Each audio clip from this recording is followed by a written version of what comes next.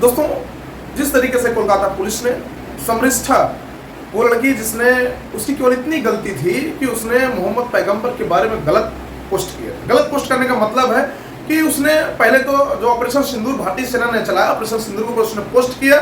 उसने उन आतंकवादियों और वहाँ पे आतंकवादियों के द्वारा जो लोग मारे गए उनके लिए जो उन्हें आवाज़ उठाई और उसने एक पोस्ट किया। उस पोस्ट में कमेंट में लगातार उसकी बहस होती चली गई लोगों से, और बहस होते होते उसने मोहम्मद पैगंबर के बारे में गलत बोला। जैसे उसने मोहम्मद पैगंबर के बारे में गलत बोला, कोलकाता पुलिस ने उसके ऊपर एक्शन लेना चालू किया।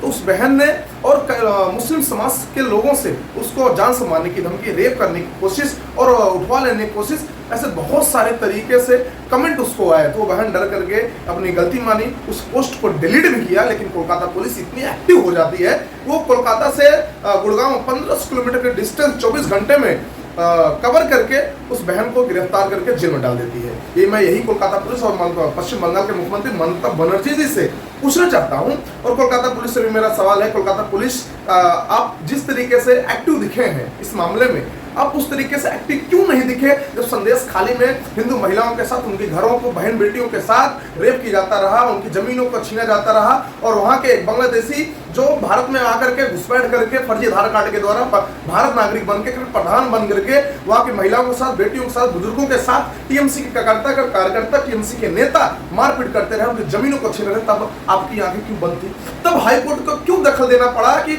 कोलकाता पुलिस काम नहीं कर रही है? आज आप ऐसा क्यों कर रहे हैं? उस बहन का गलती केवल इतना था कि वो एक विशेष धर्म के खिलाफ, उनकी जो मोहम्मद पैगंबर थे उनके खिलाफ बोली थी।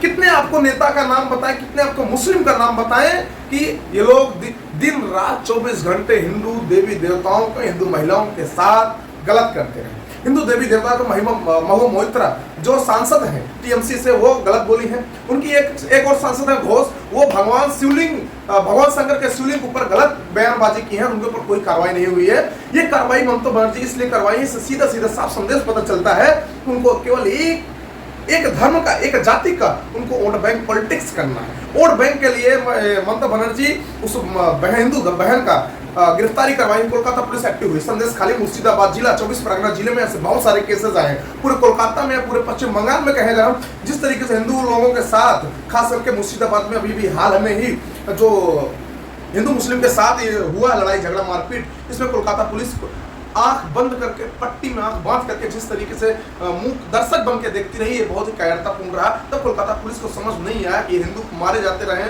ये मानवता भंग होती रही, लेकिन कोलकाता पुलिस को कुछ समझ में नहीं आया। कोलकाता पुलिस वही कोलकाता पुलिस थी जिसने समृष्ठा को गिरफ्तार किया, वही कोलकाता पुलिस संदेश खाली पर चुप रहती है, वही कोलकाता पुलिस जब पश्चिम बंगाल में 24 परगना जिले में बांग्लादेशी घुसपैठ करके आते हैं और फर्जी आधार कार्ड बनवा करके भारत में रहते हैं, तब उनकी कोई गिरफ्तारी नहीं होती। वही कोलकाता पुलिस मुर्शिदाबाद जिले में जब हाल में ही अभी हिंदू मुस्लिम कट्टरपंथी के द्वारा लड़ाई झगड़ा हुआ, कितने हिंदू के घर को जला दिया गया, घर से खींच करके बाप बेटों को जिंदा जला दिया गया, हिंदू महिलाओं के साथ जबरदस्ती की, तो दुकानों को तोड़ा फोड़ा गया, उनको शरणार्थी बनकर दूसरे जिलों में रहना पड़ा। वही कोलकाता पुलिस मूक दर्शक बन के रह गई। लेकिन इसका साफ संदेश ये पता चलता है कि ममता बनर्जी किस तरीके से एक वोट बैंक की पॉलिटिक्स के तहत, वोट बैंक के चक्कर में हिंदुओं के साथ, हिंदू लोगों के साथ अत्याचार कर रही है। लेकिन ये नहीं होना चाहिए। हमारे देश में दो तरीके कानून का होना ये गलत है। हमारे देश में जैसा कि हमारे प्रधानमंत्री मोदी जी का नारा एक देश एक कानून, तो उस तरीके से हमारे देश में एक देश एक कानून के तहत सभी को एक कानून के तहत उनको सजा मिलनी चाहिए, चाहे वो जिस जात का हो, चाहे जिस धर्म का हो, चाहे वो जिस संप्रदाय का हो।